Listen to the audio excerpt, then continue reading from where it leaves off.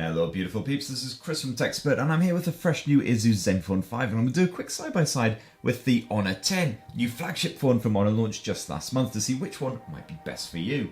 First up, yes, these are two not terrific handsets. As you can see, the display stretches almost up to the very upper limits and you do have this little bit of notch action to hold the selfie camera and the speaker grill. Zenfone 5 slightly bigger handset, it's a 6.2 inch compared with a 5.84 inch Honor 10. So the Honor 10 just a little bit more comfortable to grip, slightly more easier to use one-handed, although there is some one-handed help as well, as we'll touch on later. Flip them both around and you'll see that they do sport a glass finish. So you get this nice glossy, shiny design in both cases.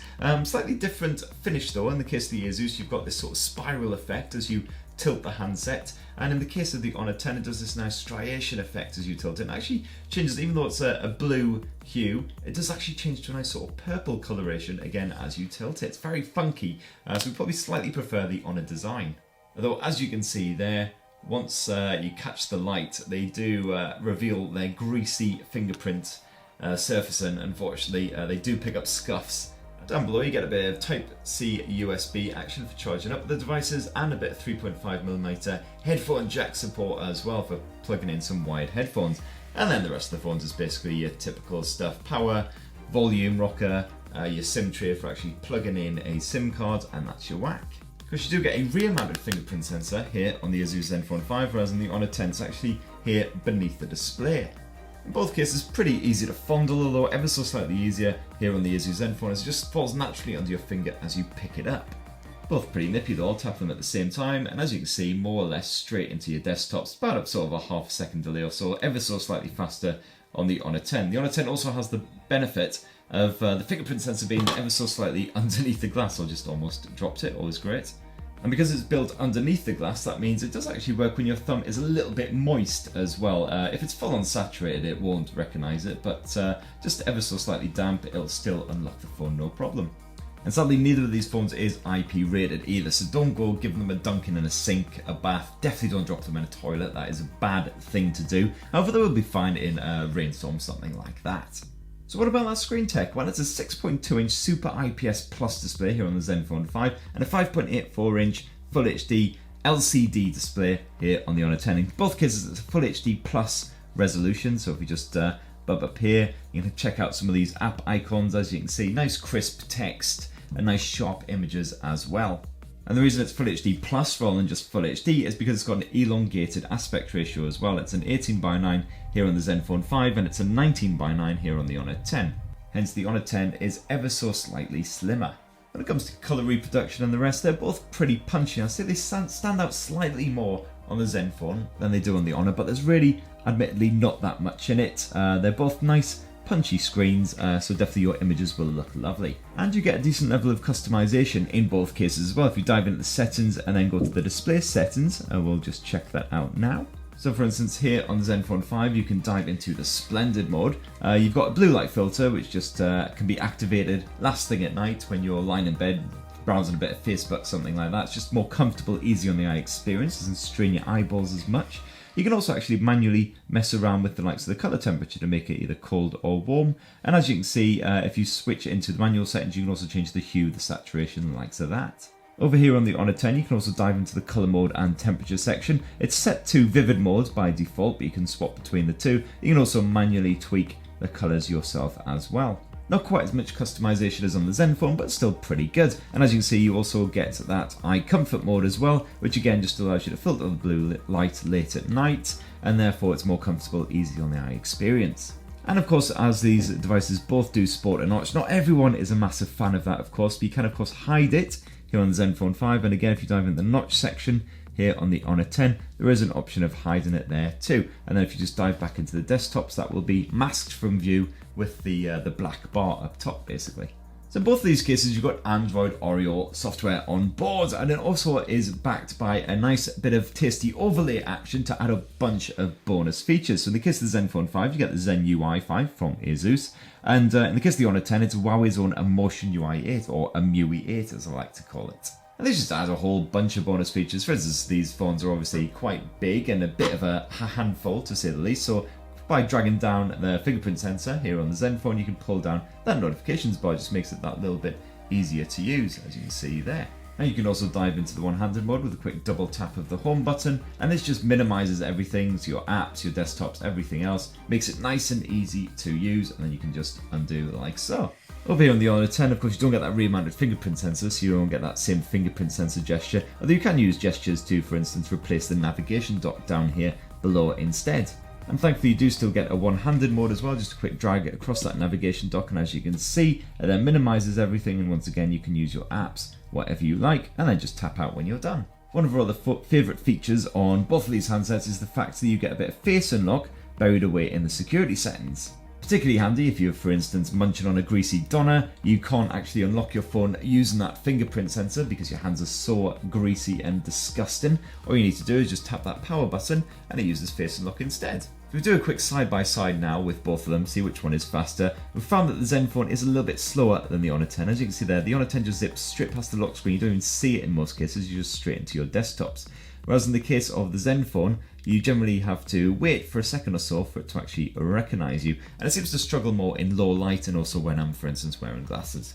So as far as the security stuff concerned, is the Honor 10 is our winner.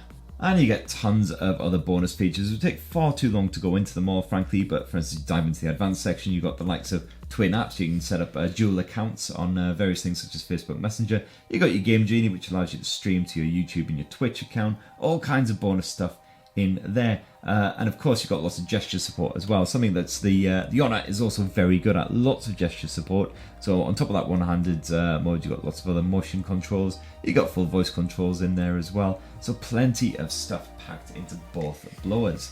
Now when it comes to performance, the Honor 10 is our pick of the two. It's a bit of a beast thanks to that Huawei Kirin 970 chipset backed by 4 gigs of RAM, the most premium Huawei chipset you'll find in all of Huawei's more advanced handsets. In the case of the Zenfone 5, it cuts back a bit. It uses a Snapdragon 636 sort of mid-range chipset, again backed by 4 gigs of RAM, but you will see the odd stutter as you're sort of browsing through, as you're loading up apps, things like that. It occasionally isn't as silky smooth as you would like, whereas the Kirin 970 seems to deal with life pretty easily here on the Honor 10.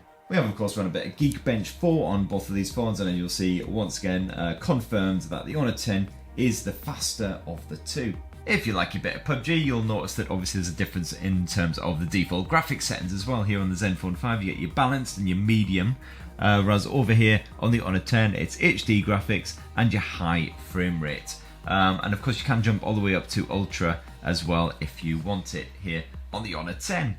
But in both cases you get a nice smooth frame rate anyway. The odd little chug here on the Zenfone, but to be honest nothing that will affect the general gameplay. It's still perfectly playable. And in both cases as well, the detail levels are absolutely fine, as I say, slightly better here on the Honor, but you won't struggle to spot people from a mile away here on the Zenfone either. Give them a nice snipe in the face.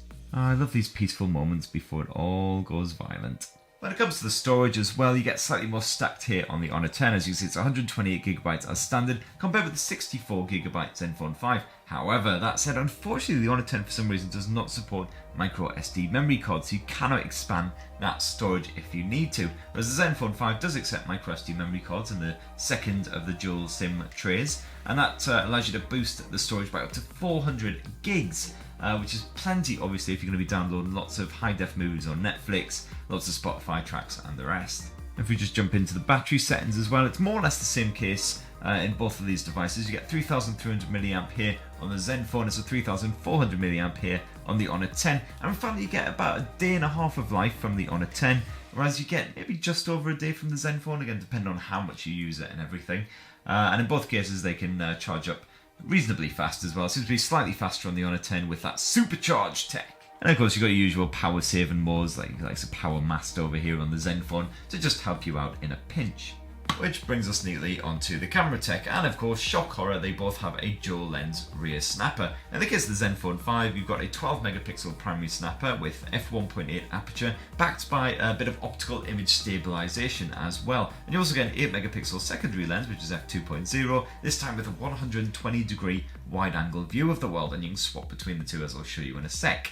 Here on the Honor 10, it's once again mounted over here in the far corner. You get a 16 megapixel RGB lens, that's the primary lens, backed by a 24 megapixel monochrome lens. And in both cases they are f1.8 as well, so more or less a match in the case of the aperture for the Zenfone.